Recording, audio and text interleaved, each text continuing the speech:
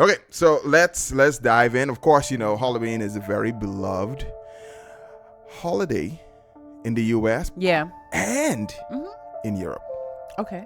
Okay, but basically, what we're gonna do, we're going to go into the origins of Halloween, because where did it come from? It just didn't appear out of nowhere. It wasn't just some good idea that somebody decided to take part in.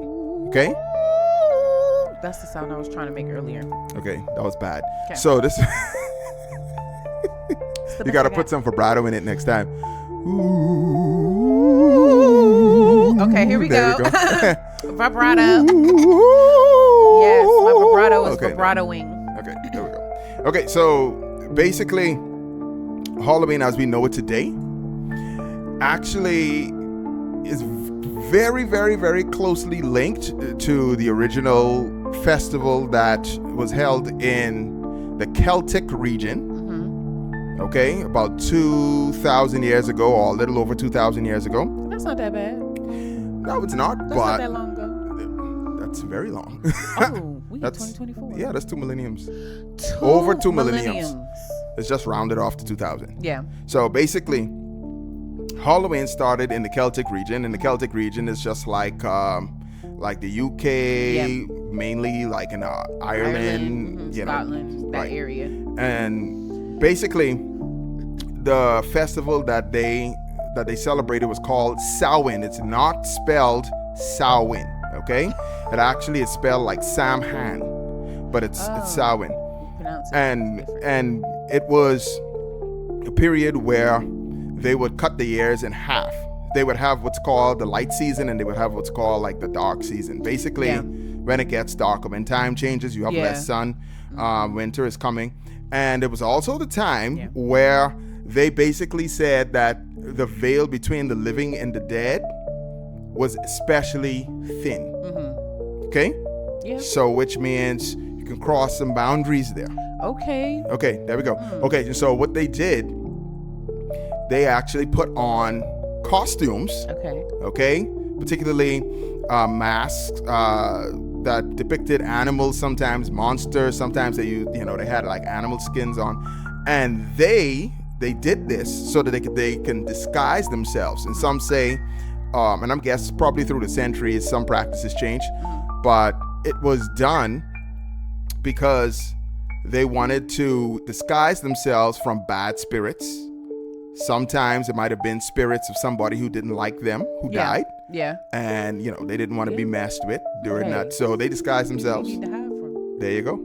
And they also had like food laid out for these spirits. Okay. Okay. It reminds me a lot of Dia de los Muertos. It's extremely close. It's extremely close. Except in that festival, they actually honor their dead more than anything else. Right. But this one had a little bit more acknowledgement of other spirits, other entities. Oh, no. Okay, there you go. So, and it was family. They actually in Samhain, they actually did have a period where they would speak with their dead relatives. Okay. Like seances and stuff. Yeah. It was pretty much like that. Ouija board and activity. also at that time, they also claimed that they can, tell fortunes and what's not. So it was, kind of sort of like a, hey, we can do a little bit of whatever. But playing with stuff they shouldn't be playing exactly. With. And they also ate a lot of food and drank a lot. Now you talking about stuff that I'm trying to do. You don't try it. You're not going to be trying to do what they're about to do. So basically, they ate a lot of food so that they can be more connected to spirits, so that they can be more connected to gods. They can ask gods questions. They can converse with these higher entities. I feel like there's a message here. Okay. No, it's not. Whatever you think it is, new. Message. Of course not. So they ate a lot of food and drank a lot of beer and drank a lot of drank a lot of alcohol. Yeah. Alcoholic beverages. Yes. Okay. See, the food had me you know. Yeah, don't. In Yeah, don't. trance. Don't. Okay. And also, one of the reasons why they left these basically the food out. Mm-hmm. One of the reasons why they left the food out was so that they won't be kidnapped by she. What is a she? She who? It's fairy. That's pretty much what they call fairies. Oh wow. So yeah, so basically in Celtic or Irish folklore, I blame Disney. I blame Disney Disney for was nowhere to be prettying found. up everything. there's nowhere to be found. Because fairies are supposed I got to be something nice. for that. I got something for that. But hold on right quick. Okay, So go these ahead. she's basically were these powerful fairies, these Mm-hmm. entities that can kidnap you, and they left food out to appease them. Now, over the years, of course, there was some more What is this thing? monsters out. So they would have like this one where this headless woman in all white Mm-hmm. that would, haunt people. There was also the headless horseman that came from that, Right. and there was a couple. So they left the food out so that they can appease these spirits to be left There is a alone. message there. There, I'm gonna look for it. Come back to me. I don't know what message you're trying to find. Whatever it is, leave it alone, okay? Oh, shoot. Message not sent. There's no signal. Don't send it. Oh, So Lord. now watch this.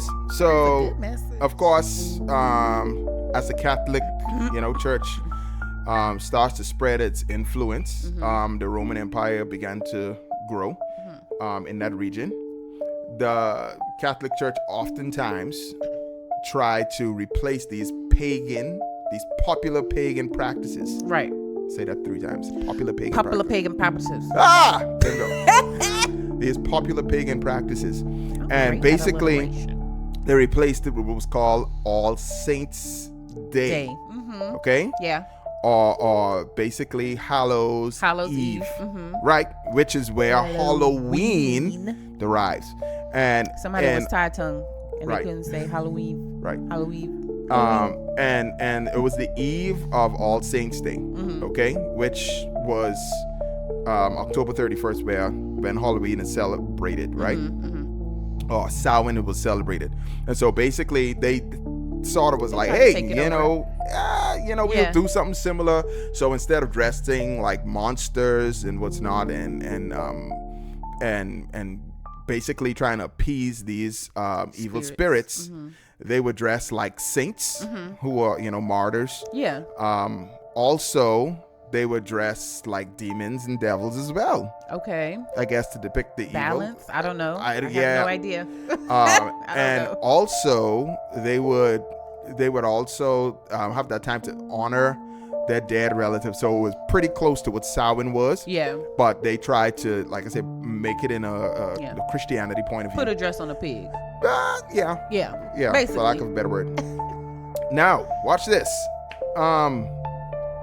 The thing is, there are a lot of practices from these festivals that, once again, evolved over the years. Right.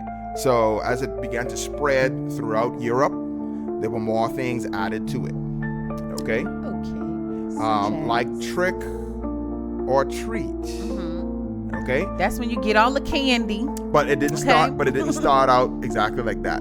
Basically, what it started out with, I mean, that whole point of going door to door, for people was actually the poor people were going to a more noble class and asking for food Okay. or money. Smart. Okay, and so that's where that whole trick or treating thing came in. Oh, okay. And then eventually, I see where you're going. more kids start to get involved, and they Because would. it's easier to give for the people to give to the children, right? So Well- you have kids knocking on your door rather than a grown adult. Well, of I'll course, be more inclined. of to course, give. like within the medieval period and all of those, the classes were starkly divided. They were more polarizing when it came to wealth, right?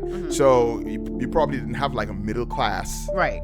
to to bridge that gap, so Right. to speak. So you had very, very poor people, very, very rich people, and those very, very poor people went to the rich people, Right. and was, the adults was begging, like I say, for food or Right. for money, and in exchange for praying for their dead relatives. Oh. And I think they called it like souling. Okay. Okay. Now, when kids got involved, it was still, for food, but for sweets and also for money. And they would do actual tricks. Okay. Okay. Now, keep in mind, during this time period, the whole Samhain thing was a little bit more of a distant thing. Right.